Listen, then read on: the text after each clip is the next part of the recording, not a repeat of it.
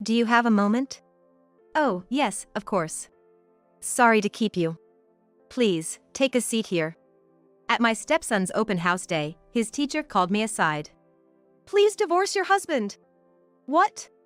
Oh, I'm sorry. That came out wrong. I mean, not that it's incorrect, but that's not what I meant to say. Olivia, please calm down. I'll listen to what you have to say. Taken aback by the unexpected request, I was initially stunned, but it seemed the teacher, Olivia, was just flustered and misspoke. I calmed the teacher down to hear what they really meant to say. Please listen calmly. About your son, Josh. The teacher's revelations were shocking. I see, that's why they suggested I divorce my husband. This was information serious enough to consider immediate divorce. I am Michelle, a 38-year-old nurse. I married Henry, a corporate employee 6 years my senior, 10 years ago. Now, I live with our 12-year-old son, Josh. Josh being 12 after 10 years of marriage isn't because I had him before our marriage. I was a first-time bride, but Henry was divorced, and Josh is his son from that marriage. My husband, Henry, was able to live with his son, Josh, because his ex-wife had cheated, misused family funds, and lacked financial stability as a homemaker. Indeed, I too think that such a mother couldn't be entrusted with the care of a child. I've been living with Josh since he was 2 years old, so he thinks of me as his real mother, and of course, I treat him as my own son. I'm home. Off I go. Hey! How many times have I told you to do your homework first? And put away your backpack yourself. When I hear Josh's voice at the entrance, I yell from the kitchen towards the front door. I stop preparing dinner and head to the entrance, but Josh is already gone. In his place, as if a stand-in, only his backpack lies abandoned.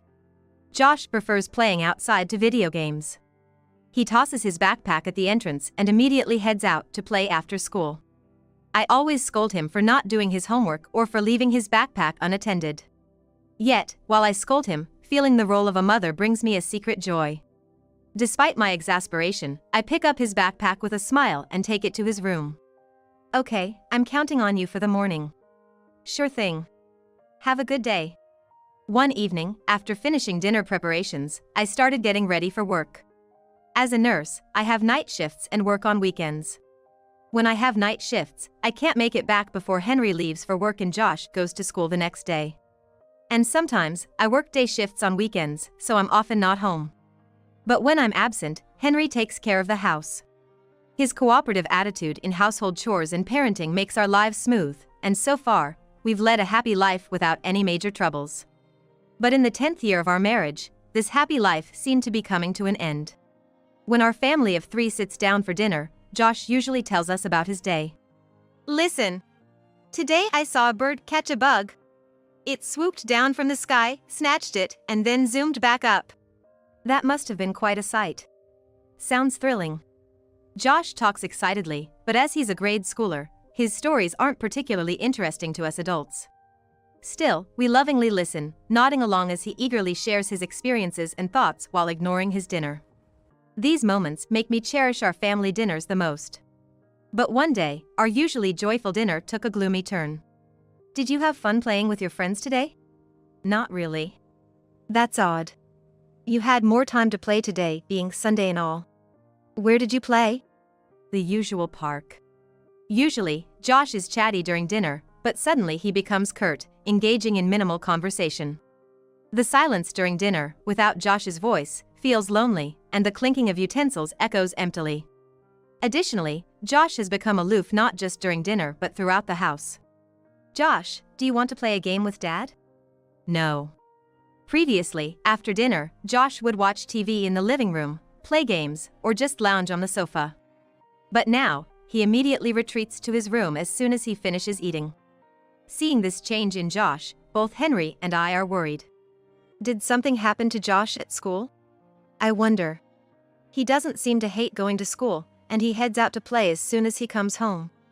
So it doesn't seem like it's because of school or friends. Maybe it's something to do with his studies?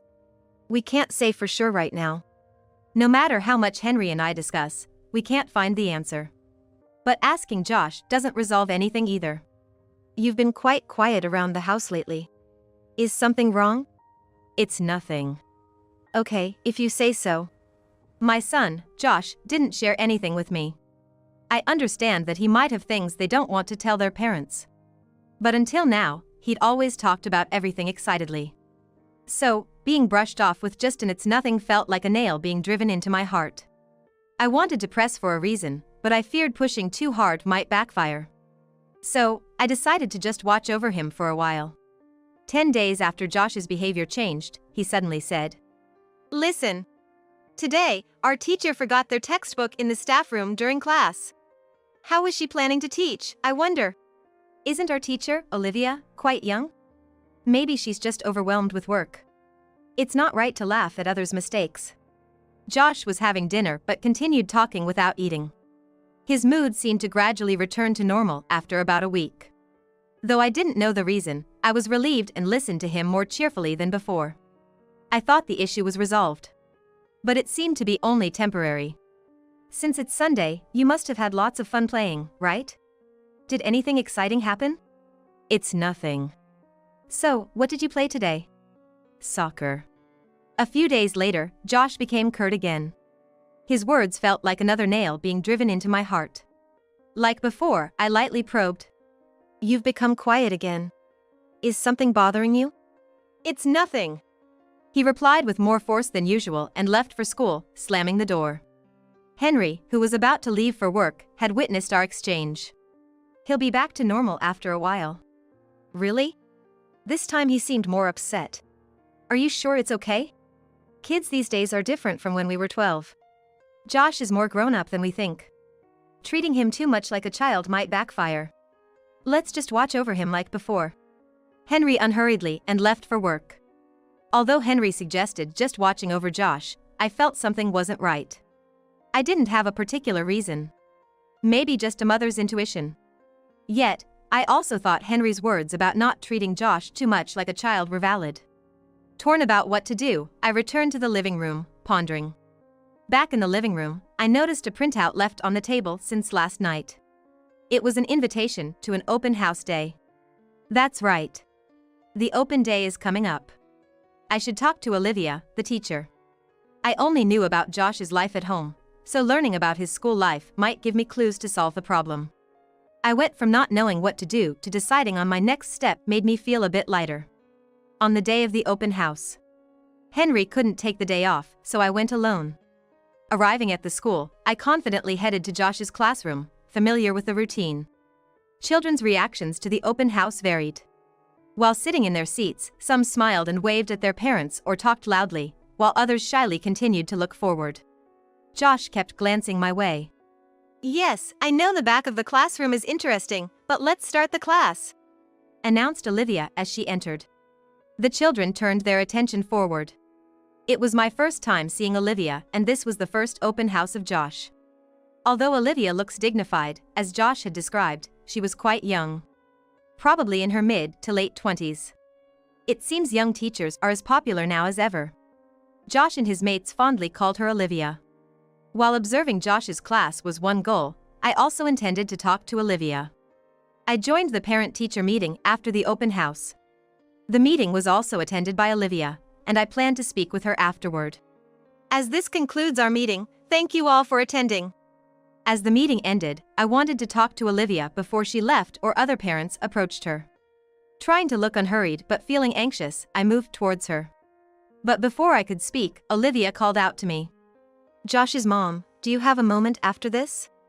"Oh, yes, of course." I stopped and waited for the other parents to leave the classroom. Once they were gone, the classroom fell quiet, the noises from outside and the hallway now more distinct. "Sorry to keep you. Please, take a seat here." I sat down on a chair, and the teacher, Olivia, sat opposite me. In class and during the meeting, she appeared composed, but up close, she still looked very young. Her face, filled with anxiety, resembled that of a student nervously awaiting exam results. She also fidgeted as if holding back a need to use the restroom. Called in by the teacher. Her uneasy demeanor made it clear she had something difficult to say about my son, Josh. Bracing myself for whatever might come, I tensed up, ready to hear it.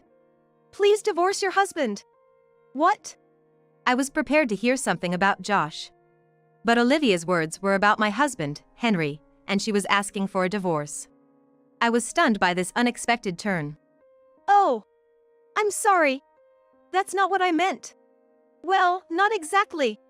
What I meant to say is... Apparently, Olivia was so nervous that she skipped the entire explanation. Her face turned bright red, sweat appeared, and she made gestures like clutching her chest and scratching her head, like something out of a comic book.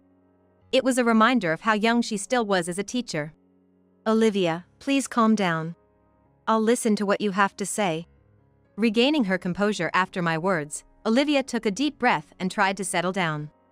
It seemed she had something very difficult to say. Please listen calmly. The truth is about your son, Josh. I couldn't help but internally remark on her need to calm down, as her revelation was indeed shocking. Now I understood why she'd mentioned divorce. The information she shared was certainly challenging for a teacher to discuss. Her anxious and flustered behavior made sense. I thanked Olivia for her courage and decided to divorce Henry. After hearing from Olivia, I knew I had to divorce Henry, but I needed evidence before confronting him. Since Olivia heard it from Josh, I hoped to get more detailed information from him, which might lead to the evidence I needed. But considering the nature of what I had to ask, it would be too much of a psychological burden for Josh. That had already been proven. I had no choice. It was disturbing, but I needed to catch them in the act. I decided to suppress my anger and act normal until I could execute my plan. So, what did you learn at school today? Nothing. There must be something, right? Don't just talk, eat your dinner quickly. We can't clean up if you don't. Josh, you went out to play without doing your homework again today, right? Eat quickly and do your homework. Okay. Josh ate silently and then went straight to his room. I've been subtly encouraging him to stay in his room these past few days. Although we haven't spoken about it, Josh seems to sense what I'm doing. So, Henry is the only one out of the loop. You were right, Josh's mood isn't improving. It was just a week before, but now it's been almost 2. Yes, but you said it yourself, Josh is more mature than we think, so we shouldn't treat him like a child. I agree, let's just wait a little longer. I wonder if that's okay. Henry looked troubled, pondering if this approach was really right for Josh. But I needed him to keep watching Josh without changing anything. I hoped, sending my thoughts telepathically while washing the dishes, that Henry wouldn't change his behavior. Whether my thoughts reached him or not, everything remained the same for the next few days. I'm off to work then. Wait, isn't today your day off after the night shift? I swapped shifts with someone at work who wanted to watch their kid's sports game. It's a day shift, so I should be home by around 7 p.m. Oh, and since it's Sunday, please take care of Josh's lunch. He'll probably want to go out and play right after eating, so feed him early. Got it. Eager to leave, I quickly left the house. I told Henry the first was going to work, but that was a lie. After leaving the house, I stopped at the first corner to hide and keep watch. I had packed bread and water in my bag, ready for a long stakeout. Watching the house's entrance, I felt like a detective on surveillance. 4 hours into the stakeout, my son Josh energetically ran out in the opposite direction. Honestly, this was where the real stakeout began. I didn't necessarily need to watch until Josh left, but I stayed just in case he left early or my husband Henry left the house. It had already been 4 hours. I thought it would be tough to spend 4 hours doing nothing, but driven by determination, it wasn't as hard as I expected. An hour after Josh left, things started to happen. A woman, young and pretty, probably a little younger than me in her early 30s, walked towards our house. When the woman arrived at my house, she even entered without knocking at the door. Lucky to hit the jackpot on the first day of surveillance, I thought to myself. I had been waiting for this woman to come. While I had an idea of when she might visit, it wasn't certain. I was prepared to stake out for days until I caught her. But fortunately, it seemed I had struck gold on the first day. Once I saw the woman enter the house, I no longer needed to crouch, but instinctively did so and hurried towards the house. The bedroom window on the second floor, to the right of the entrance, was our room. If we hear voices coming from here after a little while, that will be our signal to go in. I closed my eyes, concentrating on that window, waiting for any sound that would signal it was time to burst in. After several minutes, I heard the faint sound of the bedroom door closing. Strangely, I felt like I could hear voices, despite the distance. Already? We have to hurry before the kid comes back. Convinced I heard this conversation, I decided to enter the house. I quietly opened the door, carefully placing my bag and trying to avoid making noise. Once inside, I headed straight upstairs. The stairs creaked softly under my weight. Though the noise was minor, it seemed loud to me at the moment. Reaching the top of the stairs, I walked delicately to the bedroom, careful not to make any footstep sounds. At the bedroom door, I strained my ears again. The last thing I wanted to hear was coming from inside. I felt disgusted. This was why I wanted to avoid this approach. But there was no turning back. Gripping the doorknob, I cleared my mind and let my emotions take over. What are you two doing? I burst open the bedroom door with such force it could have broken. Henry sat up in shock, and the woman quickly covered herself with the blanket. Why are you here? I looked at the bed, then noticed their clothes scattered on the floor. I stomped towards the clothes, releasing my pent-up stress with every heavy step. What are you going to do? I silently gathered their clothes and threw them out the window. Now they couldn't escape the house easily, giving me time to talk. Both of you, sit down here. Realizing they couldn't escape, they obediently followed my command. Sitting there naked, they looked utterly pathetic. Why are you here? Weren't you at work? That was a lie. I knew if everyone was out, a woman would come to the house. How did you know that? Josh saw you too. That's how. What? What are you talking about? The first time Josh acted strangely was when he witnessed Henry's affair. Henry would invite his lover over on Sundays when I was away for a day shift and Josh was out playing until evening. However, it seems that Josh came home earlier than usual one evening because his friends couldn't play due to some family issues. That's when he stumbled upon Henry's affair. Not knowing what to do and not wanting to be noticed by Henry, he left the house again. Josh is only 12, so it's hard to say how much he understood, but he surely realized how wrong his father's infidelity was. Above all, witnessing such a scene involving his parents must have been traumatic. That's why he acted normally at school and with friends, but at home, he became withdrawn, not knowing how to act around Henry, and started staying in his room. He didn't talk to me about it, not because he chose not to, but rather because he couldn't. Even I felt disgusted when I encountered it, so Josh must have been deeply shocked. Don't lie. He was cheerful at times. If he knew about us, he wouldn't have been, right? He believed in you, so he checked again the next Sunday. Josh didn't want to believe his father was having an affair. So, he pretended to go out and returned home early the next Sunday. That day, the affair didn't happen, so Josh thought it was either his misunderstanding or a one-time incident and decided to forget about it. However, just to be sure, he checked again the following Sunday, and that time, the affair did happen. Witnessing his father's infidelity for the second time changed his behavior at home again. Why do you know so much? Josh didn't tell you anything, right? Right, he didn't tell me anything. I couldn't possibly ask him for details about something like this. Then how come you know so much? It doesn't make sense. Josh couldn't tell me, but he talked to his teacher, Olivia. What? Josh, having witnessed his father's affair twice and not knowing what to do, turned to Olivia for advice. Olivia, being young, popular, and well-liked by the students, was an approachable adult for Josh and easy to trust as his teacher. Olivia then shared with me during the parent-teacher meeting what Josh had confided in her. I'm a teacher, so I can't delve too deeply into personal matters. I will only share what Josh has consulted about and what he's troubled with. Olivia began with a disclaimer about her role as a teacher, indicating that she couldn't go too deep or identify the third party involved in the affair. But she managed to convey the message in a gray area. Please listen calmly. Josh told me that his father has been letting an unknown woman into the house. Letting a stranger into the house is a problem, isn't it? Yes, it is. Josh said he's scared of the unknown adults in the house and couldn't enter because of it on Sundays. That must have been frightening for him. Olivia subtly hinted at Henry's infidelity and Josh witnessing it without directly saying, "Your husband is having an affair. Please divorce him for Josh's sake." Initially, she blurted out about divorce in a panic, but once she regained her composure, she approached the matter appropriately. In hindsight, perhaps her initial outburst was a tactic. pretending to be flustered, then using indirect expressions to make the message clearer.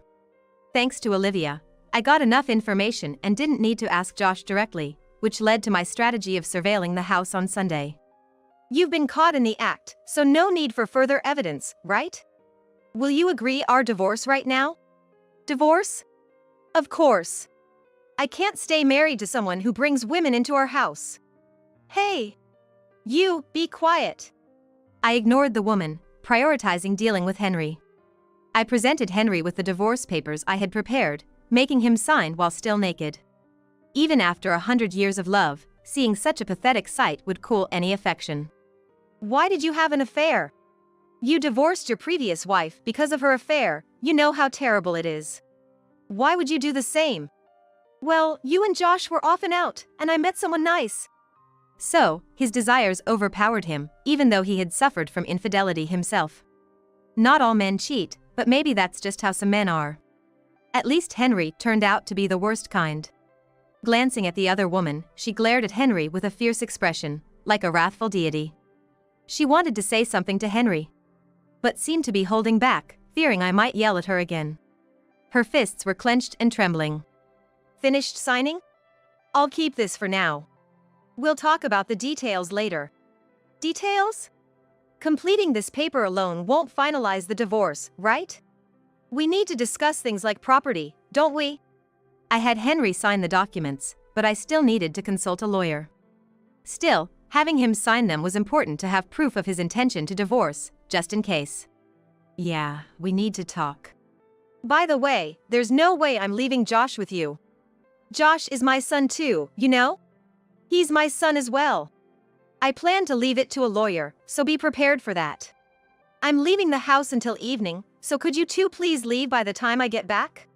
Why should we be the ones to leave? Can't we discuss that too? What about Josh? I can't leave him alone with you.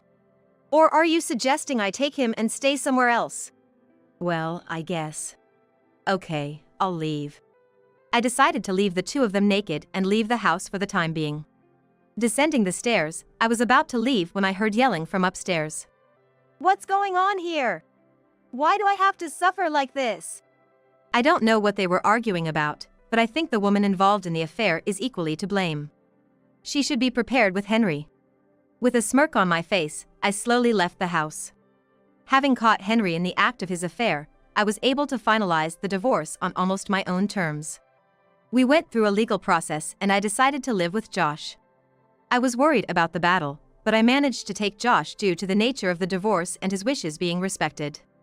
The necessary divorce documents were prepared by a lawyer, but I wanted to submit them myself as a form of closure. I received the papers from the lawyer and submitted them immediately. Feeling like I had delivered the final blow, I was quite satisfied at that moment. After the divorce, Henry apparently broke up with his affair partner. It's impossible to stay with someone who caused such a stain on your life. The shouting I heard from the affair partner on the day I confronted Henry was seemingly the answer to everything that followed.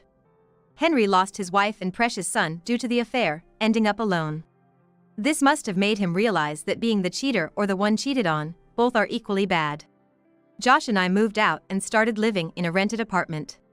Though my job has irregular hours and I had concerns about living with my son, he's nearly a middle schooler and understands that we need to live together now. He started helping with simple cooking, cleaning, and laundry. Josh seems more mature than I thought, almost like a little husband. I worried about his mental state after witnessing his father's affair. But after the divorce and separation from Henry, he quickly returned to his usual bright self. He seemed to understand that I was trying to keep him and his father apart inside the house. Knowing I was on his side must have helped him maintain his mental health. Although Olivia suggested consulting a school counselor, Josh said he didn't need it. And seeing him now, I agree. I will continue to be a good mother, ensuring Josh's smile never fades.